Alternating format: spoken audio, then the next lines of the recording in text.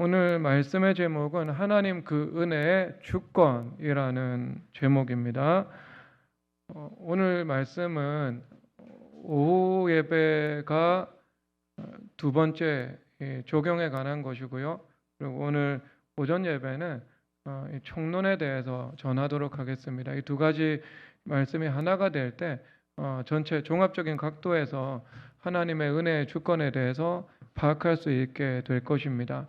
오늘 핵심 아이디어는요, 하나님의 주권과 인간의 자유의지, 이것이 서로 하나 되어서 우리가 살아가는 삶이 구성되는 것, 이것을 말씀을 하고 있습니다. 이 하나의 메시지를 기억하시고 이 전체 펼쳐지는 하나님의 말씀을 듣다 보면 이 구슬이 깨어지는 것처럼 전체가 받아들여지게 될 것 같습니다. 교회사에서 나타나는 많은 부흥은요, 언제나 악의 성립 이후에 나타났습니다. 즉 악의 도전을 마주하면서 그 믿음으로 응전하는 과정 가운데 하늘로부터 임하는 부흥이 주권적으로 임했음을 보여주고 있습니다. 에스겔서 22장 30절 다 함께 읽도록 하겠습니다. 이 땅을 위하여 성을 쌓으며 성문화된 죄를 막아서 나로 하여금 말하지 못하게 할 사람을 내가 그 가운데서 찾다가 찾지 하였으므로. 아멘. 31절 말씀은 내가 내 분노를 그들 위해 쏟았다 말씀을 하고 있죠. 여기서 한 사람입니다. 단수로 쓰여지고 있어요. 한 사람을 내가 그 가운데서 찾다가 찾지 못하였으므로 라고 말을 하고 있죠. 한글 성경은 사람인데 히브리어 이 성경에서는 단수로 기록이 되어 있으니까 한 사람입니다. 대표성의 원리죠. 이것은 악이 성립될 때 그 악에 대해서 믿음으로 반응하고 응전하는 한 사람은 필요하다는 거죠. 만약에 한 사람이 없다면 하나님께서 하나님의 이 법에 따라서 응당한 심판을 행하실 수밖에 없을 겁니다. 즉 믿음으로 응전하는 사람이 한 사람도 없다면, 모든 사람들이 이 사태를 내버려 두고 있다면 하나님께서 개입하시고 부흥을 허락하실 수 있는 근거가 없음을 말씀을 하고 있죠. 그래서 이것은 한편 대표성의 원리인데요. 여러분 가정이든 기업이든 아니면 우리 민족 전체든 단 한 사람이라 할지라도 하나님 앞에 믿음으로 서서 그 악의 성립 앞에 그 악을 극복하고자 하는 의지로 하나님의 은혜를 구하고 있다면 반드시 그 역사를 뒤집는 부흥의 힘이 어느 곳에서든 나타날 수 있다는 것을 말씀하고 있는 겁니다. 한 사람이면 충분한 거예요. 학교에 영적인 분위기가 있을 때 영적인 분위기를 전환시키는 것. 한 사람이 들어가서 기도하면 얼마든지 그 전체 분위기를 바꾸어 놓을 수 있습니다. 가정 공동체든 아니면 이 직장 내 사내 문화든 한 사람이 들어가서 하나님께서 허락해 주시는 그 영적인 거버넌스를 활용해서 통치를 하기 시작한다면 하나님께서 그 은혜를 베푸셔서 뒤집어 주시는 거죠. 여러분 우리가 국가적인 뿐만 아니라 개인의 부흥도 동일한 원리가 있습니다. 여러분 삶에 다가오는 원하지 않고 또 예기치 않는 시험과 악의 도전이 있죠. 그 원수마귀는요 언제나 그 죄 혹은 악이라는 것을 통해서 우리의 믿음을 무너뜨리고 우리의 삶 전체를 붕괴시키고자 하는 분명한 의도를 가지고 있습니다. 여러분 성경을 볼 때 유대인들이 그리고 유대인들이 받은 약속에 공격받았던 적이 한두 번이 아니죠. 모세가 태어났을 때 모세를 통해서 하나님께서 온 이스라엘 백성들을 구원할 것이라는 사실을 원수마귀도 이 직감적으로 알고 있었던 겁니다. 이 자녀는 하나님의 뜻을 담고 태어난 자녀다. 이 400년 전에 하나님께서 선조를 통해서 출애굽의 언약을 주셨기 때문에 지금 그 시간이 도래하고 있다. 그러면 이 시점에 구원자가 이 백성 가운데 나타날 만한 때가 되었다라는 것을 그들도 이 경보 체계가 발달되어 있기 때문에요 인식을 하고 있는 거죠. 그래서 그들이 그 약속을 파기하기 위해서 바로왕의 마음을 강팍하게 만들어서 모든 태어난 지 두 해가 되지 않은 자녀들은 학살하는 그 유아학살이라는 끔찍한 음모와 모략을 생각해냈던 거죠. 그 배후에는 원수마귀의 충동이 있었던 것이고요. 그리고 이러한 이 악의 성립을 통해서 궁극적으로는 이 유대인 그리고 이스라엘 백성들 그 전체를 이 무너뜨리고자 하는 의도가 분명히 있었던 겁니다. 그러니까 우리 인생에도 시험이 오고 힘든 일이 찾아올 때가 있죠. 그럴 때 원수 마귀들은요, 궁극적으로 우리의 믿음을 무너뜨리려고 합니다. 왜? 믿음이 무너지면 약속이 무너지거든요. 그리고 뿐만 아니라 우리의 인생 전체를 유대인 이스라엘 백성들을 유아 학살을 하는 것을 통해서 그들의 인생을 무너뜨리고자 했던 것처럼 우리 인생의 전체를 그들이 와해시키고자 하는 분명한 의도를 가지고 있는 거죠. 그러면 이때 우리 반응이 중요하지 않습니까? 그 악에 맞서 싸우지 않고 내 삶 속에 성립된 그 악을 내버려 두려고만 하고 있으면 원수 마귀들은요, 우리의 약속과 우리의 인생 전체를 도둑질할 것입니다. 그런데 우리가 하나님의 은혜를 받은 사람들은요, 다 무언가 인식이 있는 거예요. 그러니까 우리 삶 가운데 절대로 포기할 수 없는 것, 그러니까 절대로 내버려 둘 수 없는 것, 그 무엇이 있다는 것은 우리 은혜를 받은 사람은 다 알고 있는 겁니다. 여러분 자녀들의 인생을 포기하고 원수 마귀에게 내어줄 수 있습니까?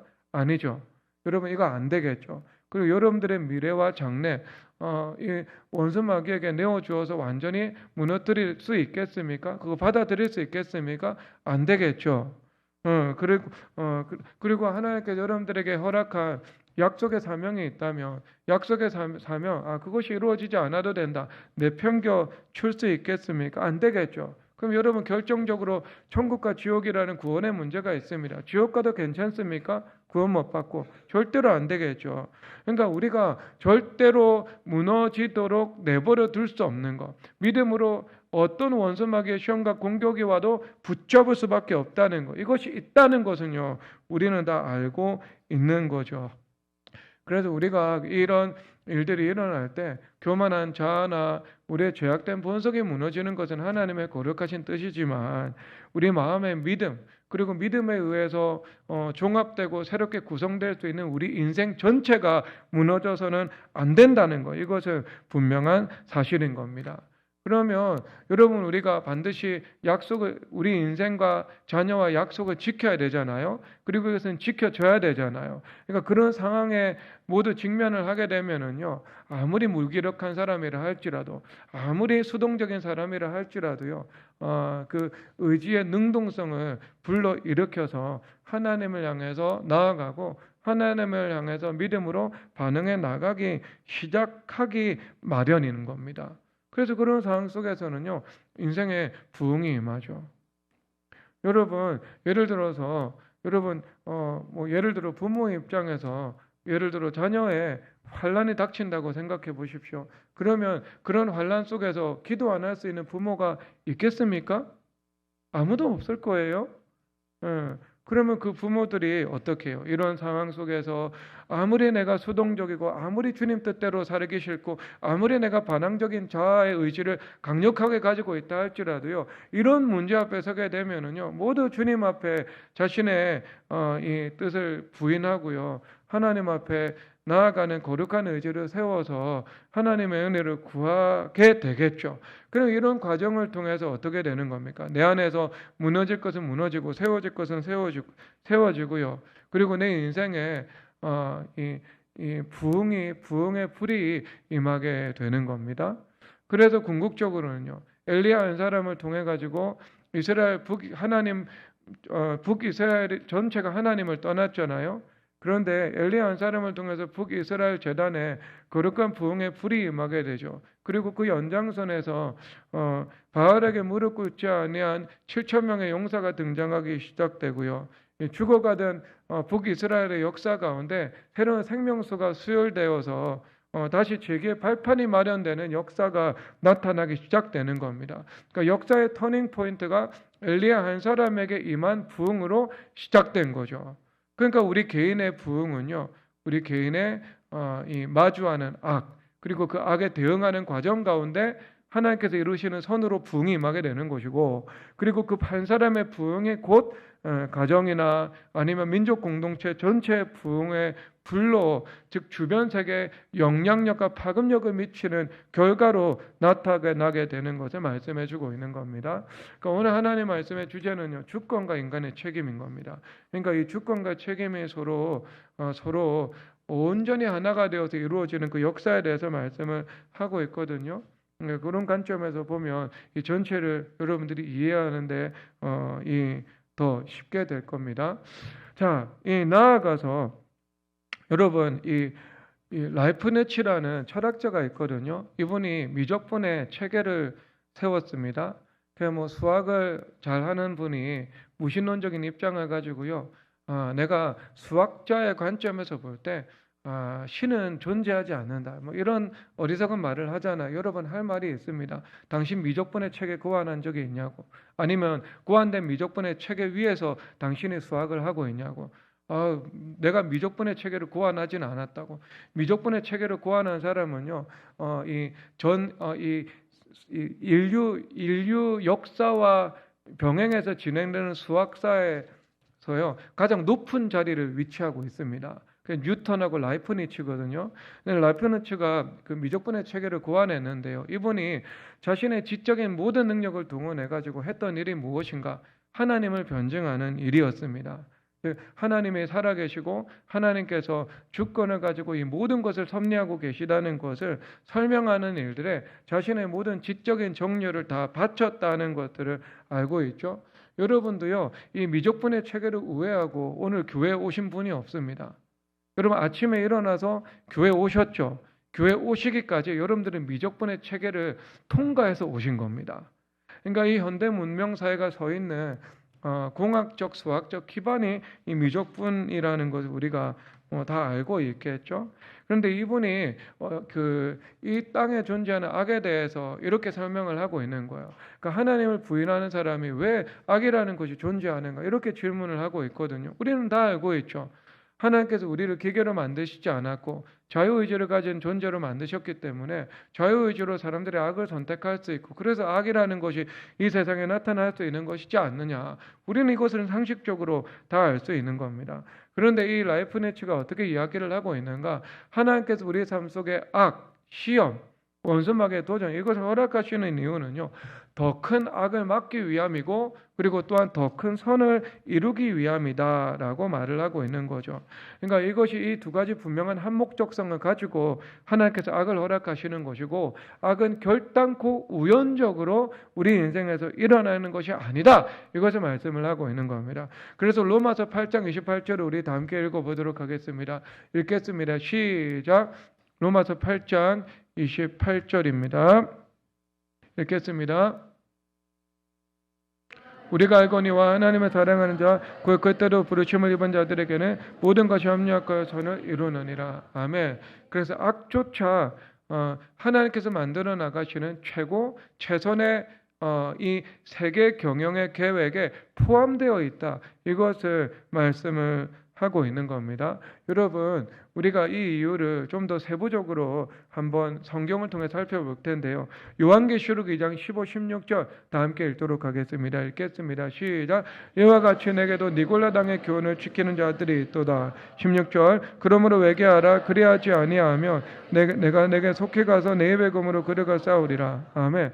버가모 교회에 보내는 편지입니다. 이것은 우리 시대 모든 교회에 동시에 하나님께서 주시는 말씀이죠. 그런데 13절에서 이렇게 말씀하시는데요. 버가모 교회의 배경입니다.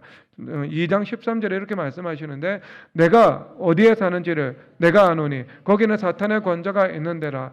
아멘. 자, 여기서 사탄의 권자가 있다, 이렇게 말씀을 하고 있죠. 이 사탄의 권자가 무엇인가? 이것은 제가 이 배경 주석을 보니까요, 이 버가모에는 높이가 약 12m 되는 제우스의 제단이 있다라고 말을 하고 있더라고요. 그래서 아마 이것을 사탄의 권좌로 표현한 것이 아닐까라고 추정을 하고 있습니다. 그러니까 이것은 무엇인가? 예를 들어 물리적인 우상숭배의 중심지가 있습니다. 그런데 그것은 영적으로 사탄의 권자가 되는 것이고 이 주변 많은 세계에 강력한 영향력과 파급력을 미칠 수 있는 그 악의 누룩과 같은 장소이다 라는 것을 말해주고 있는 거죠. 그러니까 우리가 이것을 통해서 보면서 물리적인 것들이 영적인 의미를 이끌고 들어갈 수 있다는 것을 우리가 이해할 수 있는 거죠.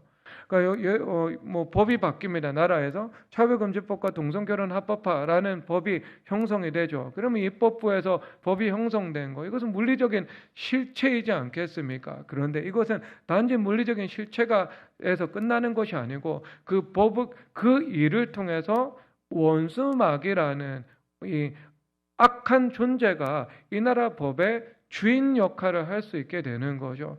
그러니까 국가 가운데에요, 아주 영적이고 도덕적인 파탄 상태를 극대화시켜 나갈 수 있는 거죠. 그러니까 그 하나의 법이 하나의 법에서 끝나는 것이 아니라 강력한 영적인 영향력과 파급력을 미칠 수 있는 그런 우상숭배 중심지, 사탄의 권좌 역할을 할 수 있다는 것을 말씀해주고 있는 겁니다. 그리고 또 이 도시의 두 번째 속성은요, 그 지중해 세계에서 알렉산드리아 도서관이요, 고대 가장 유명한 도서관이거든요. 제1의 도서관입니다.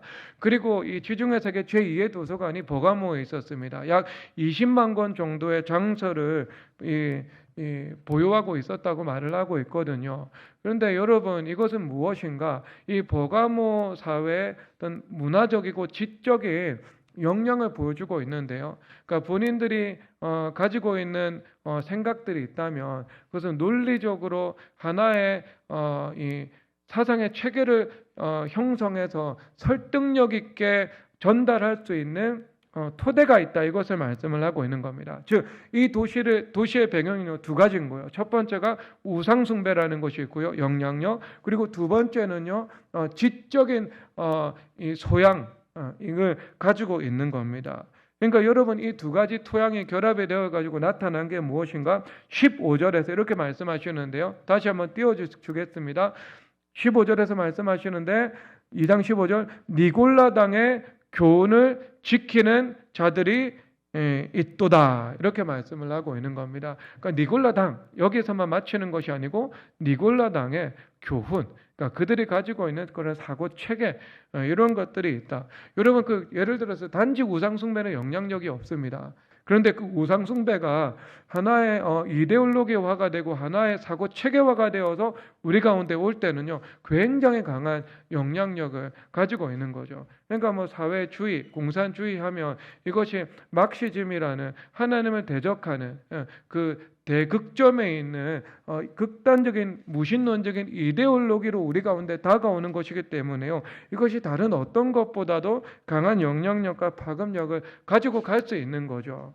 왜냐하면 그런 지식 체계가 사람들에게 공유되기 시작하면서 그 공유된 지식 체계를 통해서 논리적으로 그 사상을 받아들여서 논리적으로 그 사상을 전하기 시작하거든요. 그러니까 여러분, 이데올로기가 된 것이 가장 무서운 거예요. 그래서 높아진 이론 하면서 사탄의 견고한 진의 대표적인 것이 하나님을 대적하는 높아진 이론이다, 이렇게 말씀을 하고 있는 거죠. 그러면 여러분, 이 니골라당의 교훈이 어떤 건가? 제가 요즘에 이 사상사를 연구를 하다 보니까요, 이해가 돼요. 여러분, 플라톤이 바이든이라는 책에서 이렇게 설명을 하고 있거든요. 이 바이든의 책이, 바이든이 뭐냐면 소크라테스가 형장의 예술로 죽음을 맞이하게 되잖아요. 그러니까 소크라테스가 죽는 날입니다. 그리고 소크라테스와 그의 제자들이 죽음에 관해서 대화를 나누고 있는 거예요. 그래서 소크라테스가 내가 죽는 것이 참 기쁘다, 이렇게 말을 하고 있는 거죠. 근데 그 이유가 무엇인가? 내가 영원히 이성적 사유를 통해서 순수한 지혜에 이를 수 있게 되는데, 육체의 죽음을 통해서 영원히 자유를 얻게 되고, 이 자유한 영혼이 어떤 것에 방해도 받지 않고 이성적인 사유를 통해서 순수 지혜를 획득할 수 있고 발견할 수 있다, 이렇게 주장을 하게 되는 거예요. 여러분, 여기까지 이제 플라톤이 주장을 하고 있는 건데, 그 이후에 나타나는 그 신플라톤주의자들이 있거든요. 이 사람들이 이 사상을요 좀 확대 적용을 하기 시작하는 겁니다. 확대 적용을 하기 시작하는데 어떤 영육 이원론의 사상으로 가지고 가게 되는 거예요. 그러니까 이것을 어떻게 이야기를 하는가? 영은 선하고 육은 악하다. 이렇게 주장을 하게 되어 있죠. 그래서 이것을 이원론적인 사상을 가지고 가게 되는 거예요. 그러니까 육은 악하기 때문에 두 가지인데요. 이 절제를 해야 된다라는 금욕으로 가기도 하고요. 그리고 육은 악하기 때문에 내가 영혼에 어떤 육의 무절제한 삶을 살아가고 육의 죄악을 추구한다 하더라도 이것이 내 영혼에 부정적인 영향을 끼치지 않는다라고도 주장을 했던 거죠. 쾌락을 추구하며 살아가게 된 거예요. 이런 영육 이원론이라는 것이 그 당시 이 지배적인 이 사상의 트렌드였던 것입니다. 그러니까 여러분 이것이 이 교회 안에도 들어오게 되었죠. 그래서 신앙과 삶을 분리하기 시작했던 거죠. 그리고 기독교 복음은요, 영과 육의 구원, 영과 육이 다 거룩하게 되는 것을 요구를 하고 있는 겁니다. 그래서 심지어 우리 육체를 하나님의 거하시는 거룩한 성전으로 주님께서 말씀을 하고 계실 정도거든요. 그러니까 육의 구원과 육의 거룩함, 이것도 하나님께서 우리에게 원하시는 겁니다. 그럼 이제 육은 악하다 이런 관점을 가지고 갔는데 그래서 이것을 교회 안에 이끌어와 가지고요, 니골라당의 교훈이라는 주장을 하게 된 겁니다. 그러니까 이건 어떤 배경에 있는가? 당시 이 시장에서 유통되는 육고기들은 이 육고기들 중에 이 많은 이 수가요, 이 우상의 제단에서 제물로 바쳐진 고기였습니다. 그러니까 순수한 고기도 있겠지만 우상의 제물로 바쳐진 고기도 있었던 겁니다. 그래서 사도 바울 선생님께서 이렇게 권면하고 있습니다. 너희들 시장에서 파는 고기는 너희 양심을 위해서 이 출처가 어디인지, 그냥 도살장에서 도축했는지 아니면 신전에서 도축된 우상의 제물인지 묻지 말고 너희들이 사서 먹으라고 말씀을 하고 있습니다. 음식 자체는 오염된 것이 아니기 때문에 여기까지 주장을 해요. 그리고 또 사도 바울 선생님께서 뭐라고 말씀을 하는가? 너희들이 그렇다고 해서 신전에 앉아서 신전의 제사에 참여하고, 그리고 이 신전의 제사에 사용된 그 고기를 신전에서 함께 먹어서는 안 된다라고 말을 하고 있는 겁니다. 그러니까 고린도전서 10장 21절에서 이렇게 말씀하시는데요. 다 함께 읽도록 하겠습니다. 읽겠습니다. 시작. 너희가 주의 잔과 귀신의 잔을 겸하여 마시지 못하고 주의 식탁과 귀신의 식탁에 겸하여 참여하지 못하리라. 아멘. 그러니까 여러분 우리 교회에서도요, 예배를 드리고 나서 애찬이라고 하는 그 사랑의 식탁 교제가 있잖아요. 신전도 마찬가지였어요. 그 신전의 제사에 참여하고 난 다음에 그 우상에게 바쳐진 고기를 함께 나누면서 그 신의 식탁에 참여하는 그 교제를 행했던 것이죠. 그럴 때 사도 바울 선생님께서 그것에 대해서 엄격하게 금지하면서 너희들이 신전에 들어가고 신전의 제사에 참여하고 그 신의 식탁에 너희들이 참여하면서 귀신의 떡과 잔에 참여하는 것을 너희들은 해서는 안 된다라고 말을 하고 있는 겁니다. 그러니까 이 니골라당의 교훈을 따르는 사람들은 바로 이런 사람이었던 거예요. 왜냐하면 그 당시 많은 사업상의 만남과 거래가요, 그 신전에 있는 우상숭배 제사 이후에 그 식탁 교제를 하면서 이루어졌거든요. 그러니까 신전에서 식탁 교제를 하면서 미팅도 하고 그 다음에 사업상의 계약도 했던 것이죠.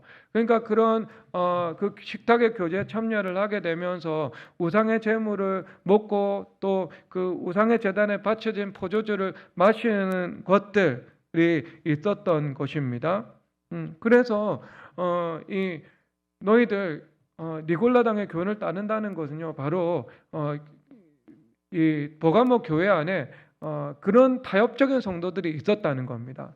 교회 안에서 신앙생활도 하고 예배도 드리면서 사업상 어쩔 수 없다는 이유 때문에 신전에서 열리는 식탁 교제에 참여하면서 자신의 사업적인 성취를 도모하는 사람들이 있었다, 이것을 말씀을 하고 있는 겁니다. 그러니까 너희들 이것을 니골라당의 교훈을 지키는 사람이다, 이렇게 말씀을 하고 있는 거죠.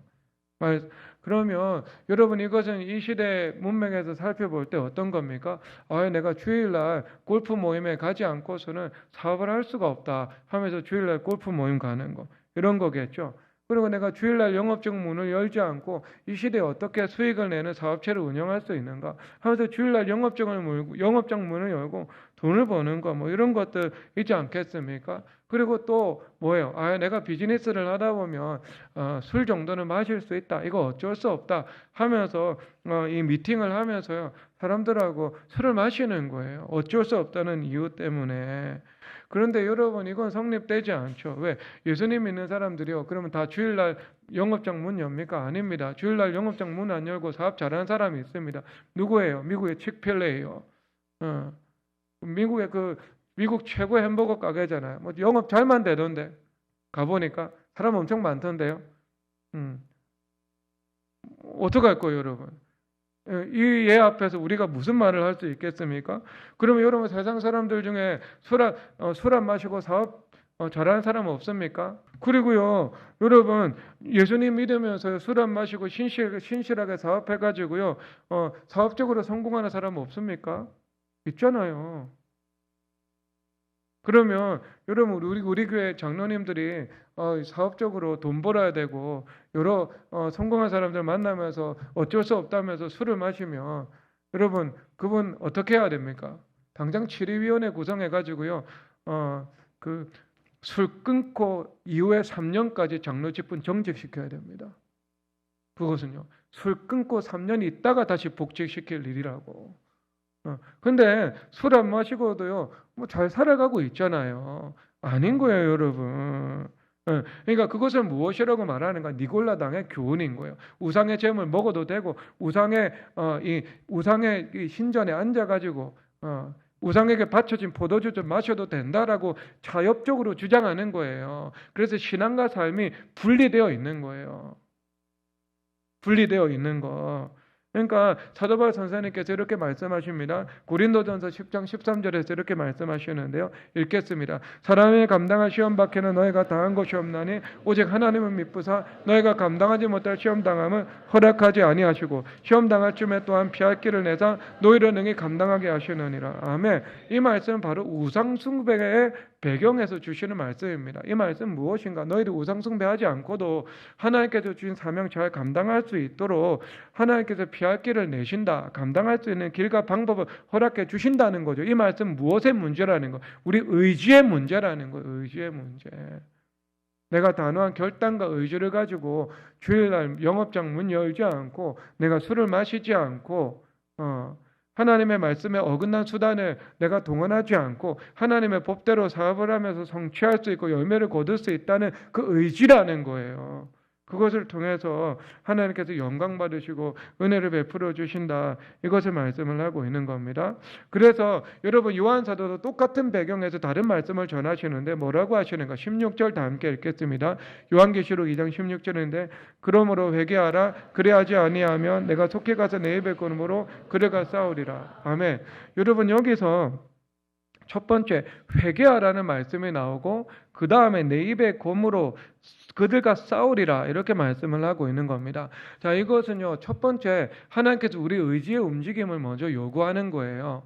우리가 먼저 영적으로 깨어 있어서 기민하고 적극적인 방식으로 공동체 안에서 이 치리를 하라는 거죠. 그래서 이런 교훈을 전하는 사람이 있으면 살펴서 쫓아내고 이 교훈을 누룩처럼 번지지 못하게 하기 위해서 그리고 이 교훈을 따라가는 사람이 있다면 그들에게 의의 길을 가르쳐서 회개시키도록 권고하라 이것을 말씀을 하고 있는 겁니다. 그러니까 우리가 하나님께서 우리에게 주신 합법적인 권위가 있거든요. 그러니까 그 합법적인 권위를 적극적으로 행사할 때요 하나님께서 그것을 통로 삼아서 우리에게 은혜를 베풀어 주시는 겁니다. 그래서 공동체를 거룩하게 할 수 있는 은혜를 주시고 성도들을 교정할 수 있는 은혜를 주님께서 허락해 주시고 성도들을 지도할 수 있는 영적인 이 리더십이라는 그 은혜를 주님께서 허락해 주시는 겁니다. 그래서 내가 자유의지를 가지고 적극적으로 활용해서 그것을 다스려 나가기 시작할 때, 칠해 나가기 시작할 때, 하나님의 뜻을 실현시켜 나가기 시작할 때 하나님께서 우리 가운데 은혜를 베푸셔서 이루어질 수 있게 하신다는 겁니다. 그러니까 명령형으로 되어 있는 거, 너희들 먼저 회개하라고.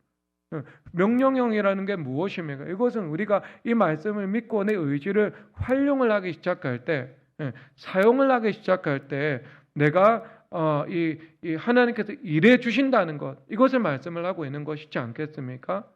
그러니까 너희들 회개하게 된다 이렇게 말씀을 하지 않고요, 너희들 먼저 회개하라 이렇게 말씀을 하고 있는 거죠. 그러니까 우리가 회개할 때 하나님의 은혜가 흘러 들어와서 주님께서 거룩한 이 능력을 베풀어 주시는 것을 말씀하고 있는 겁니다.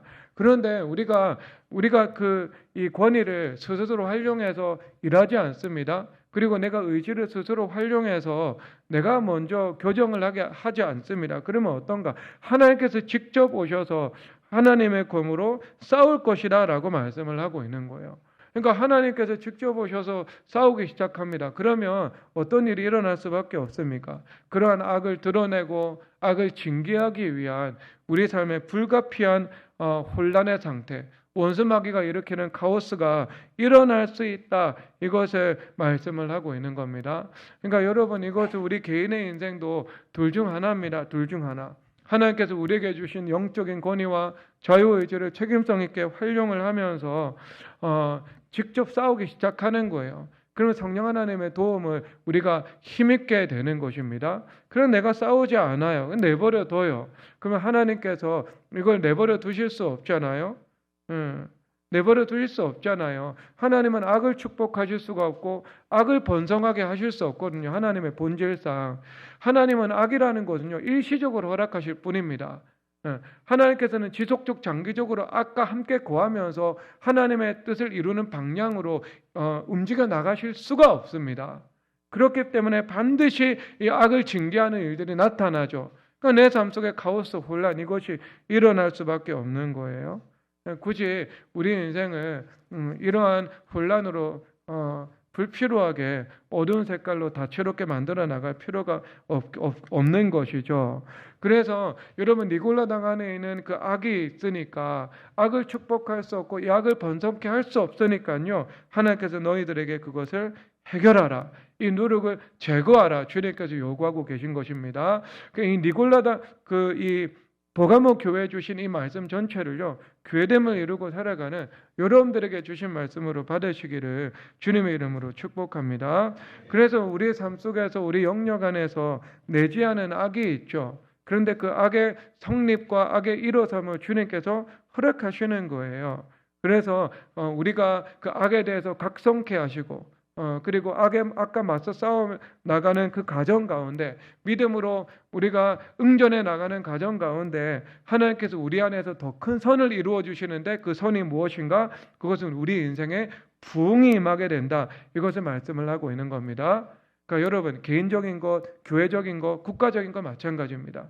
여러분, 개인적으로도 악과 맞서 싸우면서 내 인생에 부흥이 임하게 되고요, 그리고 국가적으로도요, 악의 성립 이후에 그 악과 싸우면서 하나님께서 주시는 거룩한 이 생명의 부흥이 임하게 되는 것을 말씀을 하고 있는 겁니다. 자, 그래서 여러분, 우리가 하나님의 주권과 의지에 대해서 조금 살펴볼 텐데, 여러분, 이 라이프니츠라는 사람은요, 하나님의 주권과 의지를 조금 평행선의 구도에서 살펴보고 있습니다. 근데 이것은 그의 주장이요, 우리 칼비니즘의 토대 위에 서 있는 우리의 주장하고는요, 조금 표현과 뉘앙스, 느낌의 차이가 있습니다. 근데 이분이 주장은 뭐냐면은요, 우리가 선에 이끌릴지 악에 이끌리게 될지 하나님께서 예지하고 계시다는 사실입니다. 하나님께서 다 알고 계시다는 측면에서 예정되어 있고 하나님의 섭리가 주장된다라고 말을 하고 있죠. 그래서 여러 가지 우리가 선택할 수 있는 이 가능성이 있는데, 하나님께서는 그 중에 최선의 이 세계를 우리 가운데 이루어 나가신다는 것이죠. 그러니까 그것은 무엇인가? 우리 자유의지의 자발성, 그리고 자유의지의 이 선택의 이끌림, 이것에 조금 더 무게를 두고 있는 겁니다. 그러니까 우리가 선에 이끌릴 수도 있고 악에 이끌릴 수도 있습니다. 비록 우리가 악에 이끌린다 할지라도 하나님께서 그 중에 최선의 세계를 하나님께서 선택해서 우리 가운데 펼쳐내신다. 하나님께서 예정된 섭리로 우리를 이끌어 나가신다. 이렇게 주장을 하고 있는 거죠. 그런데 여러분, 이 주장의 한계가 무엇이냐 하면요, 그것은 인간의 변덕스러운 자유의지에 어느 정도 달려있는 세계가 되는 겁니다. 조금 쉽게 설명을 하도록 하겠습니다. 지나가는 사람이 나를 밀칠지 나를 밀치지 않을지는요, 그 사람의 변덕스러운 의지에 달려있게 되는 겁니다. 그래서 혹 그 사람이 변덕스러운 의지로 나를 밀칠 것을 주님께서 알고 계십니다. 그래서 허락하세요. 그래서 그 사람이 나를 밀칩니다. 그러면 하나님께서 그것도 최선으로 바꿔주시는 거죠. 최선으로 바꿔주시는 거죠. 그런데 여러분, 이 한계가 뭐냐 하면은요, 하나님의 주권과 의지가 평행선을 달려가고 있기 때문에 우리의 변덕스러운 의지에 의해서 이 상황들이 나타난다는 것에 조금 더 이 무게가 실려 있는 그 한계가 있는 겁니다. 여러분, 그런 세계 속에는 살아가고 싶지 않죠. 인간의 자발성이나 인간의 선택이나 혹은 인간의 변덕스러운 의지의 이끌림에 의해서 우리의 인생과 삶이 좌우되는 것은요, 누구도 원하지 않을 것입니다. 그런데 여러분, 성경에서 말씀하시고 칼빈주의가 말하고 있는 토대는요, 그것보다 훨씬 더 확고하게 안정적인 세계를 우리 가운데 허락해 주고 있습니다. 로마서 9장 18절 다 함께 읽도록 하겠습니다. 읽겠습니다. 시작. 그런즉 하나님께서 하고자 하시는 자를 긍휼히 여기시고 하고자 하시는 자를 완악하게 하시느니라. 아멘. 그러니까 하나님께서요, 은혜 베푸실 모세에게는 확실하게 은혜를 베풀어 주신다는 거예요.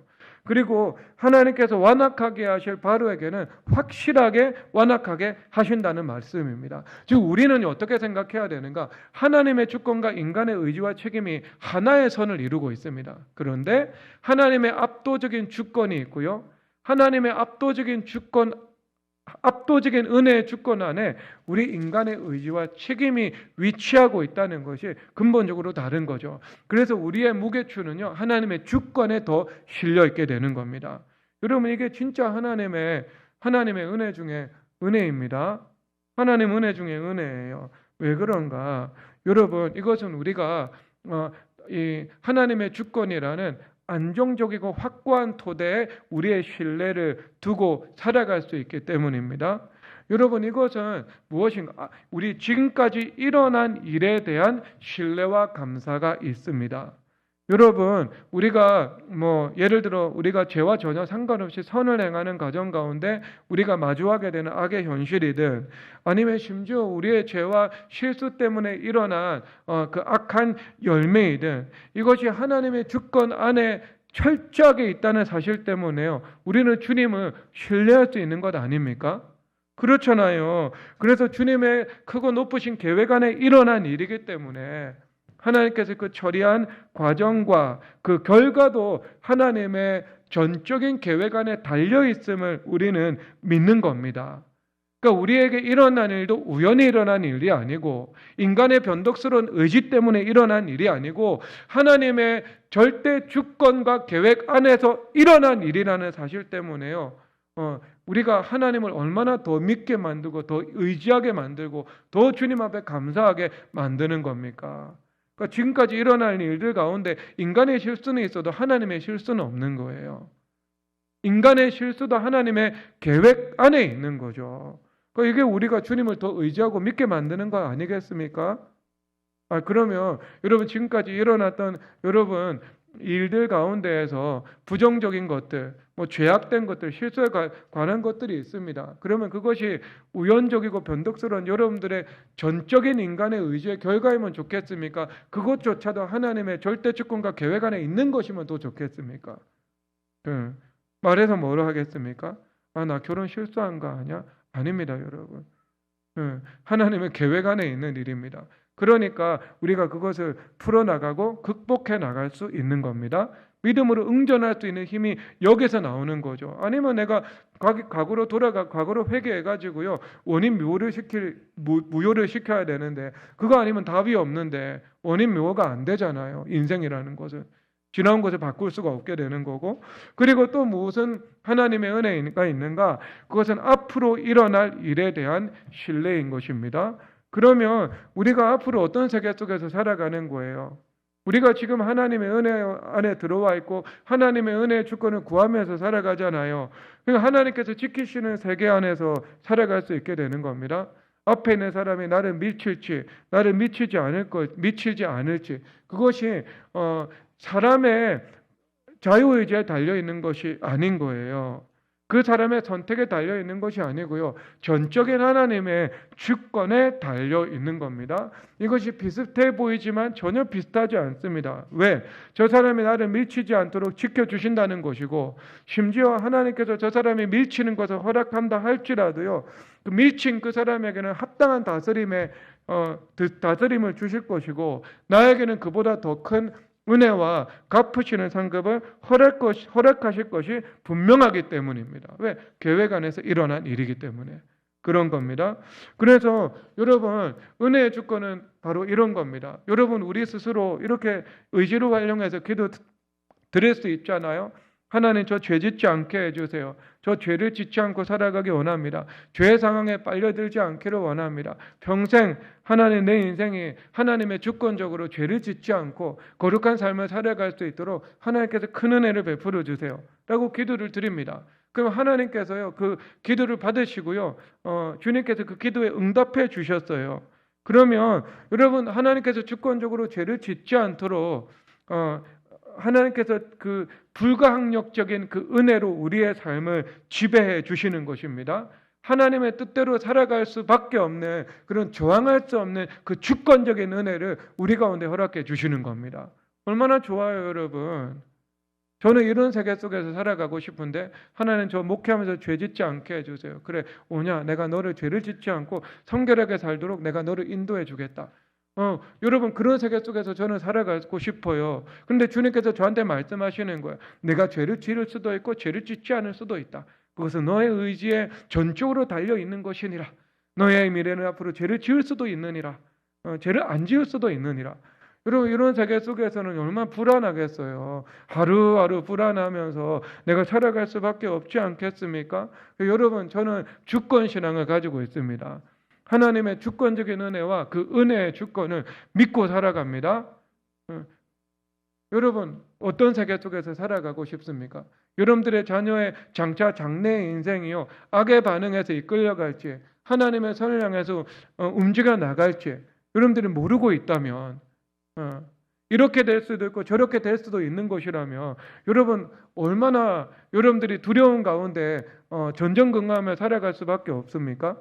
근데 여러분, 부모들이 자녀를 위해서 기도를 드릴 때 하나님 그 기도를 존중해 주시고, 하나님께서 은혜로 그 사람의 주권적인 이 보호하심과 돌보심을 주님께서 허락해 주시는 거죠. 그래서 악을 향해서 반응하지 않고 하나님의 뜻을 향해서 순종하면서 나아갈 수 있다는 그런 분명한 약속과 믿음이 우리 가운데 임하게 되는 거예요. 그러면 우리가 그 안식과 평강 가운데에서 여러분 자녀들을 위해서 기도하며 살아갈 수 있는 것 아니겠습니까? 여러분, 무엇을 원하십니까? 인간의 변덕을 선택하기를 원하십니까? 하나님의 그 은혜의 절대 주권을 원하십니까? 저는요, 여러분, 저는 주권을 원합니다. 그래서 여러분, 이것은요, 이미 일어난 일에 대한 신뢰와 감사가 있고요, 앞으로 일어날 일에 대한 신뢰와 평강이 우리 가운데 주어져 있는 겁니다. 그래서 그 주권적인 은혜가 우리 가운데 작동하는 주권적인 방식을 마태복음 7장 7절에서 말씀하시는데 읽도록 하겠습니다. 시작. 구하라, 그래야면 너에게 주실 것이요, 찾으라, 그래야면 찾아낼 것이요, 문을 두드리라, 그래야면 너에게 열릴 것이니. 아멘. 그러니까 여러분, 은혜의 주권이 작동하는 방식, 최대한 폭을 높이고 그리고 최고치로 하나님의 은혜의 세계를 여는 것은 당연히 기도죠. 그렇죠? 사람들이 그런 말 하지 않겠어요? 아니, 하나님의 주권적으로 나한테 은혜를 베푸신다면 내가 기도 안 해도 되는 것 아니냐고, 기도 안 해도 은혜로 하나님의 주권대로 은혜가 임하는 것 아니냐고. 이렇게 이 어리석은 말을 하는 사람은 제가 본 적이 있습니다. 본 적이 있어요. 제 직장 동료 가운데 그런 말 한 분이 있어요. 기도 안 하냐고. 다른 직장 동료가 물었습니다. 그러니까 기도 안 해도 하나님께서 은혜 베푸실 자를 은혜 베푸신다고. 성경에 없는 말이에요. 그 말은요. 여러분, 이걸 어떻게 하면, 어떻게 여러분들이 정의 내릴 수 있는가? 확실한 원인이 있으면 확실한 결과가 있습니다. 확실한 주권적인 은혜는요, 확실한 기도를 통해서 임하게 되는 겁니다. 그러니까 하나님의 주권 안에서 우리가 지금 기도를 안 하고 있어요. 그러면 우리가 받을 은혜가 없고요, 그 은혜는 매우 희박한 것에 지나지 않습니다. 그렇죠? 그런데 우리가 충만한 기도가 있습니다. 그러면 장차 받을 충만한 은혜가 있는 거죠. 그러니까 확실한 원인이 있는 곳에 확실한 결과가 있는 거예요. 그러니까 하나님의 주권 안에서 내가 기도하지 않는다. 그럼 받을 은혜가 없다는 주권이 나타나는 것이고요. 우리가 내가 주님 앞에 간절히 구하는 삶을 살아간다. 그러면 하나님 앞에 풍성히 받아 누릴 은혜가 있다는 그 주권이 우리 삶 가운데 나타나게 되는 겁니다. 그러니까 기도하지 않는 것을 통해서 은혜가 없다는 주권이 실현되는 것이고요.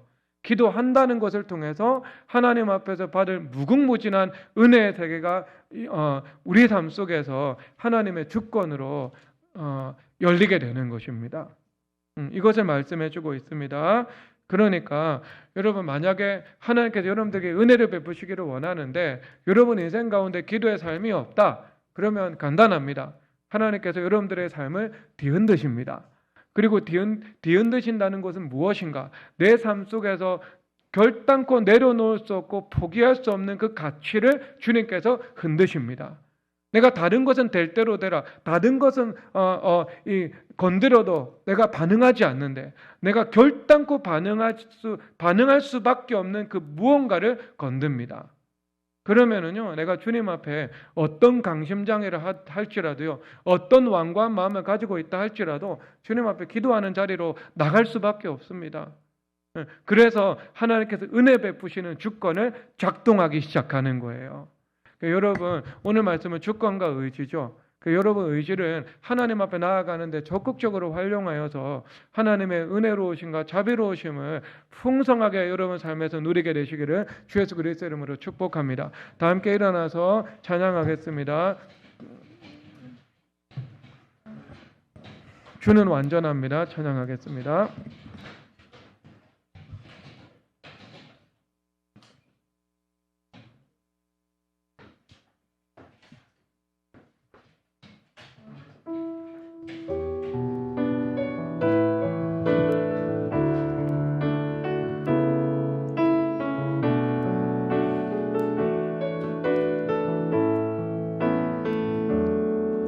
주여, 우린 연약합니다. 우린 오늘을 힘겨워합니다. 주 뜻 이루며 살기에 부족합니다. 우린 연약합니다. 주여, 우린 넘어집니다. 오늘 하루 또 실수합니다. 주의 긍휼을 구하는 죄인입니다. 우리 주만 바라봅니다. 한없는 주님의 은혜 온 세상 위에 넘칩니다. 가릴 수 없는 주 영광 온 땅 위에 충만합니다.